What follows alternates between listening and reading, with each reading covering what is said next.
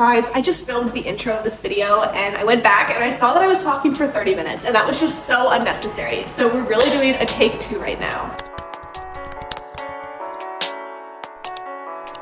Hello, my name is Shanya. Welcome back to my channel. This video is going to be a little bit of a different one. I'm going to be doing a reading vlog and I'm going to be taking you guys throughout my entire week. It is currently Monday and you are going to get to see how much I realistically read in a week when I'm working 11-hour days and have other things to do in the evening. One of the big parts of this video is I'm really trying to show you guys that I'm squeezing reading in. Like, I do not have a ton of time to read every day, and on top of not having a ton of time, I also have a restriction in place. So I am not letting myself read anything until I get 2 hours of studying done for this exam that I have coming up in a month. So every day I have 11-ish hours of work and 2 hours of studying before I can read, but I also need to cook meals and eat and work out and talk to my family and my fiance. This is going to be a very realistic video and I'm going to do my very best to film footage, but I'm not really a vlogger, so it's not my first reaction to pick up the camera and talk, but we'll see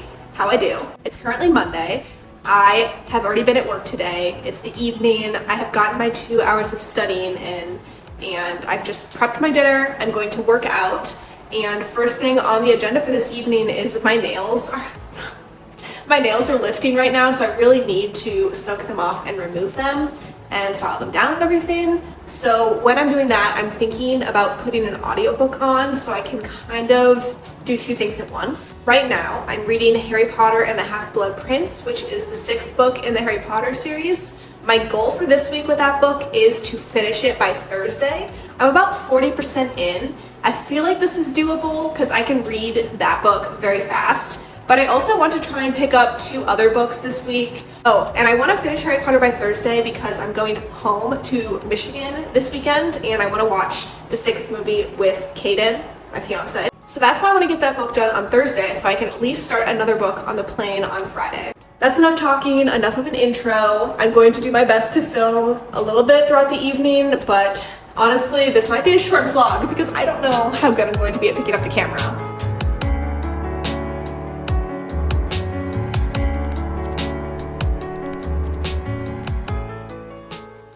I ended up finding an audiobook of The Half-Blood Prince on YouTube just so I could listen to a few chapters, and I started at 40% and now I'm at 60% in.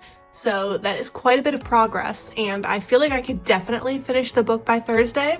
Right now it is 9 o'clock on Monday and I just got news from my library that one of the books that I've had on hold is ready for me. I think it's called Freedom is a Constant Struggle. It's a nonfiction. I kind of want to start reading it tonight, but I think it might be a little bit heavy for before bed reading because I need to be in bed asleep in about 30 minutes to an hour. So I think I might just continue reading Harry Potter. Honestly, if I could get 75% in tonight, that would be amazing. I think I would potentially be able to finish tomorrow, and that puts me ahead of schedule, and that means I could potentially read another book. So that's my update. Today I've read about 20% of a book.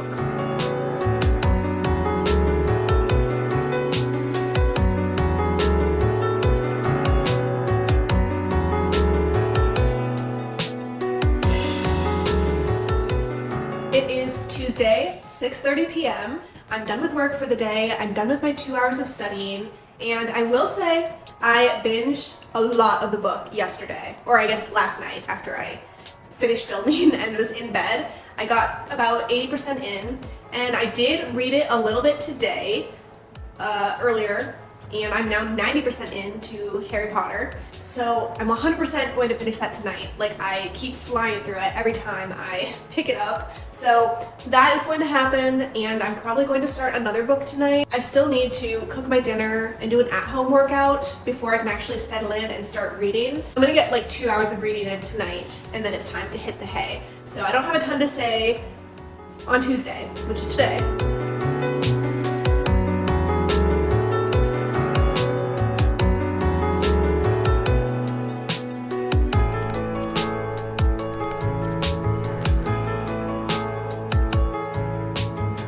Alright, it's still Tuesday. Wednesday, it's 8:15. I just finished Harry Potter and the Half-Blood Prince. It's kind of difficult because this is the 6th book in the series, but I wanted to say that this Harry Potter was always a childhood favorite of mine.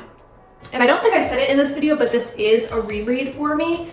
And I've read the books a lot of times, but honestly, I think that I've read the first 3 the most. Like I would just continuously read the first 3, maybe the first 4. So this 6th book, I feel like this is maybe only my 3rd read. And honestly, I read it when I was so young that there were a lot of parts of it that I just did not remember. I will say that I'm kind of disappointed that I'm not getting a 5-star feeling from this book with what happens in the last 25% of this book. Honestly, I feel like I should be crying or like distraught, and maybe it's because I already knew what would happen, but I just don't feel a lot for the ending of this book, which, I mean, if you know how the Half-Blood Prince ends, it's... Okay, I won't say more, I don't want to spoil anything if you haven't seen it, but I don't know, I also just have not been very emotional lately when it comes to books, or honestly anything, but I haven't cried from a book in so long. And I don't know if this is weird to say, but I kind of miss it in a way. When a book makes me feel so much that I cry, it always leaves a very lasting impact on me, and I haven't had that in a very long time. We are in the middle of February, and I haven't had any 5-star reads so far this year, which is a little bit disappointing. I've had some come very close. Well, only one book I think I rated 4.75, maybe 2. But I just haven't really had a 5-star feeling or a book that I've fallen in love with. And I was kind of betting on this reread of Harry Potter to be something that makes me swoon, but I just didn't get it out of this one, which is a little bit disappointing. I'm still very excited to watch the movie this weekend, and I have very high hopes for The Deathly Hallows, which is the final book in the series. But I'm going to be taking a little bit of a break from Harry Potter, and now I have to pick my next book. I honestly want something a little bit lighter. I don't know exactly what I'm going to pick. Wait, let me get my options. 1 second. So I know that I'm going to be reading Freedom is a Constant Struggle because I have that from the library, and it's not due soon, but I have 2 weeks to read it, and I actually really try very hard to read the library books as soon as I get them so that the next person can get them from me, if that makes sense. Like the books that I usually are waiting on hold have a very long line, so I want to finish them quickly so the next person in line can get them. So because I'm probably not going to start that book tonight, I'm leaning towards a fiction. Both of these books are on my February TBR, and that is Orlando by Virginia Woolf and Isaac's Song by Daniel Black. I actually don't know the plot of either of these books, but both of them are pretty short, which is good. I'm hoping that whichever one I start, I'll be able to finish it potentially in 2 days. So I don't really love reading the plots of books if I don't have to, because I just feel like I like to be surprised. I like to go in blind. So I'm going to pick my next read based off of page count and font size. And I'm going to try and do this without spoiling it for me. So, okay, Orlando has 197 pages, and this is the font size. It's honestly pretty good. It's like, I don't know, I guess I would say medium-sized font. And then Isaac's Song has 309 pages, so 100 more. But the font of this book is huge. Look at how big this is. I'm kind of wanting to read this book just because it is a big font, because this could honestly become my before bed book. Wait, all of my books are before bed books. I don't know, maybe I won't be able to finish this book in 2 days, but I think I'm gonna start Isaac's Song because I love how big the font is. That's literally the only reason. So I will start it tonight. I'll probably only read for about 45 minutes because again, it is almost time for bed. But I will probably come back to you guys tomorrow with any thoughts that I have on this book. Hey guys, it's Wednesday and it's actually 9:45 a.m. And I know I said that I'm usually at work at this time, but it's a snow day and my job, you can't work outside when it's snowing or raining. So I got to go home because all the other guys got to go home, which is great. And I still have to work from home as things pop up, but it's definitely going to be a lot slower. I think this is a great opportunity to get my 2 hours of studying out of the way earlier in the day so that when the workday is officially over, I can get right into reading, I can just relax, and I can do my evening routine. I'm very excited for that. So this is not typical, and I know this is like a realistic reading vlog, but I'm just saying right now, this is not a typical thing. I don't often go home, but right now in Tennessee, it snowed so much and it's out of the ordinary. Nobody was expecting it. So it's a surprise snow day, which is so exciting. I'm going to make a coffee at home, which I never get to do. I'm always having the nasty Keurig coffee at the office. So I'm going to make my coffee. I'm going to lock in and study for smaller bursts because I still have work to do. Like, I can't study for 2 hours straight. I gotta work in between, but I'll come back to you guys later when I start reading with an update there.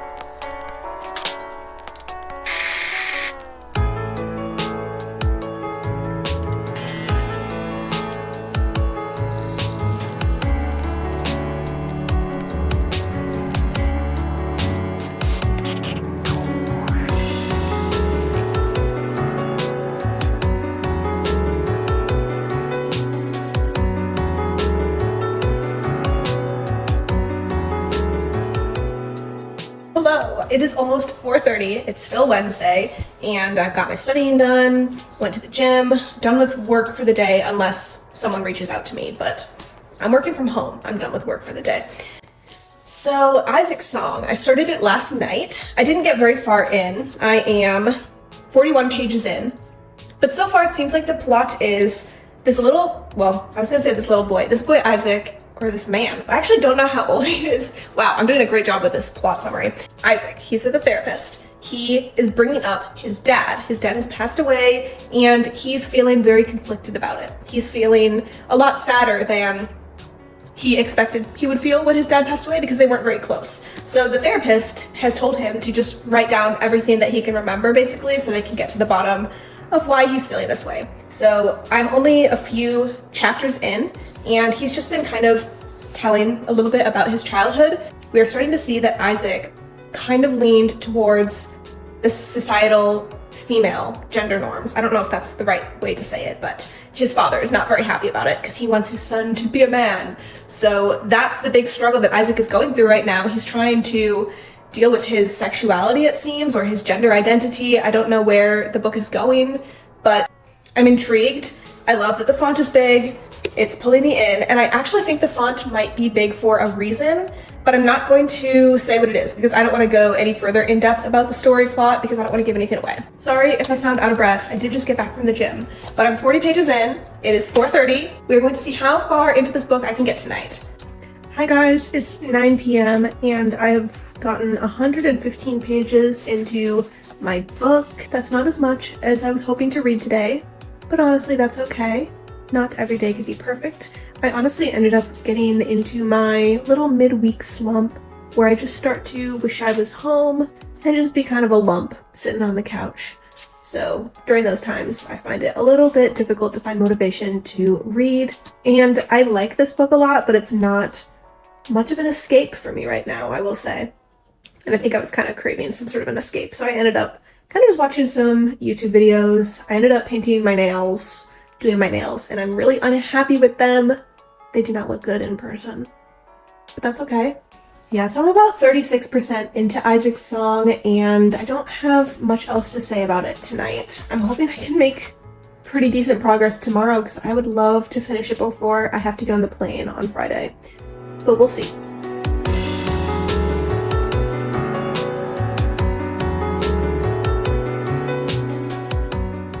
Hello, it is currently 11 p.m. It's Thursday, and I was gonna just go to bed, but I wanted to give an update because I just finished Isaac's Song, and I'm gonna try and talk about it while it's fresh on my brain, even though I'm still trying to process the book, honestly. First of all, I will say, just excuse my appearance right now. It was a wash day, so my hair is drying, and I'm filming so late because I had to go to the gym after work, and when I actually go to the physical gym, it takes me a long time to get there, and I always get stuck in traffic, and it takes me a long time to get back, and I gotta cook dinner, and I had to study, so that's why I was only able to read super late tonight, but luckily I was able to finish the book. I did enjoy it. I had a good time reading it, and I am glad that I picked this book up. I'm just feeling a little bit conflicted because there were definitely aspects of the story that I really enjoyed. I loved, well, I didn't love, but I felt like Isaac dealing with grief was obviously a huge part of the story. It was something I felt very connected to, and anytime Isaac was discussing his relationship with his parents or how he felt they were interpreting their relationship and how he interpreted it. It just had a very emotional pull on me. And I know that, I don't know, a few days ago I mentioned how I haven't actually felt very emotionally drawn to books, or I don't know, I didn't really feel sad. I actually did end up tearing up a few times in this book. So here's where I start to get confused about my feelings. I think that in the past, if I ever cry when reading a book, it always seems to just get a 5-star from me. And I think I'm trying to take a step back, because just because a book hits home in a way that makes me cry, it doesn't mean the rest of the book is a favorite of mine. There were times where I was really enjoying this, but I felt often pulled out of the story when Isaac would have his segments jumping between like his diary, sort of diary-like entries, and when he was speaking to his therapist in real time. It just felt very jarring, and I also didn't really appreciate the therapist. I don't know, the scenes in therapy were written kind of weird to me. I also felt like towards the end of the book, we started to get a lot of insight into a story that Isaac is writing, and I can see why that is so important, and I can see the points that were trying to be made and the symbolism, but for me, I didn't really love that portion of the book, and it definitely drew me out, and I feel like a star was almost lowered because it made me enjoy the book less. And I also will say this was not really an enjoyable book, but it did feel important. Those are all my really rambly thoughts right now. It's 11 p.m. I'm tired. I'm gonna have to come up with some sort of a rating and review tomorrow. I'm not doing that tonight. I will say that I think that this book is somewhere between a 3.5 and a 4-star, but I would recommend it. And when I do my February reading wrap up, I will have more cohesive thoughts for you guys. I'm really glad that I finished this book, because I have to get on the plane tomorrow to fly back to my home state. So probably going to read some sort of Kindle book. Oh, probably Freedom is a Constant Struggle. I know I've brought that up a few times. I will probably start that on the plane tomorrow. All right, I will check in with you guys then. Adios.